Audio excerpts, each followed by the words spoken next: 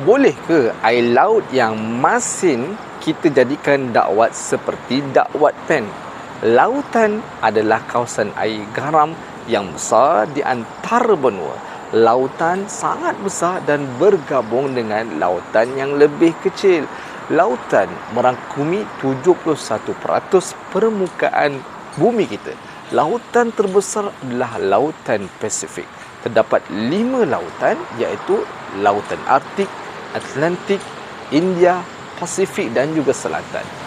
Allah berfirman, "Qul law kana al-bahru midadan li kalimati rabbi, lanafida al-bahru qabla an tanfada kalimatu rabbi, walau ji'na bimithlihi madada."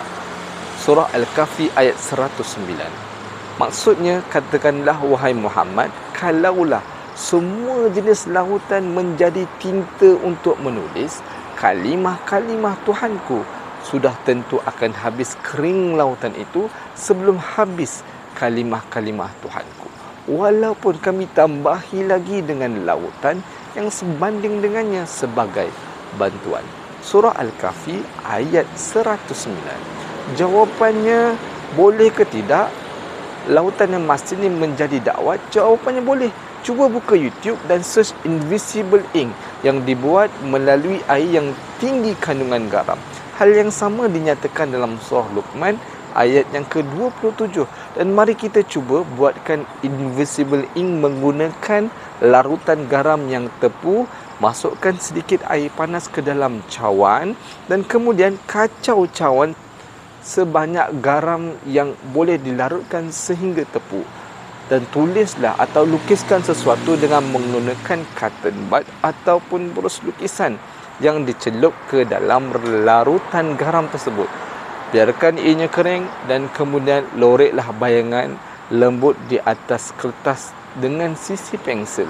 Dan subhanallah, akhirnya kita akan lihat nampak tulisan yang menggunakan dakwat menggunakan air laut tersebut. Dan jika kita lihat perbandingan nisbah perkataan laut dan juga darat dalam Al-Quran juga menemui satu keajaiban. Menurut penelitian berasingan Dr. Tariq Al-Suwaidan, seorang sarjana Islam di Islamic Gateway, dan catatan penulisan Nadir As-Said Hussein Ad-Dawaq di dalam bukunya Al-Jazul Adadi fil Quranil Karim, di dalam Al-Quran kata daratan disebut sebanyak 13 kali, sedangkan kata lautan disebut sebanyak 32 kali, termasuk dalam kategori danau dan juga sungai. Dan jika dihitung nisbahnya, maka daratan dan lautan adalah 13 berbanding dengan 32. Dan dalam matematiknya ditulis 13, 32.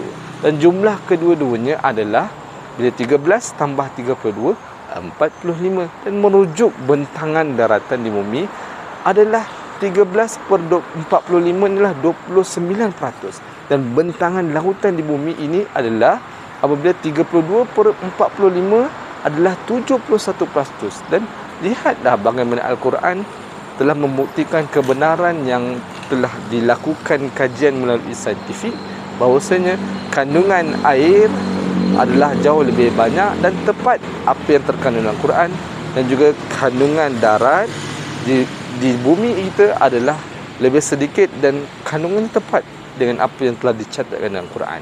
Jadi persoalannya, marilah kita sama-sama bertasbih memuji Allah Subhanahu Wa Taala dan yakinlah setiap apa yang dicatatkan dalam Al-Quran itu semuanya benar dan terbukti hari ini sains telah membuktikannya. Walaupun kita sebenarnya tak perlukan pun kajian sains untuk membuktikan kebenaran Al-Quran, tapi inilah manusia yang akhirnya yakin dengan penemuan sains-sains terkini untuk lebih kuat keyakinan mereka terhadap apa yang terkandung dalam Al-Quran.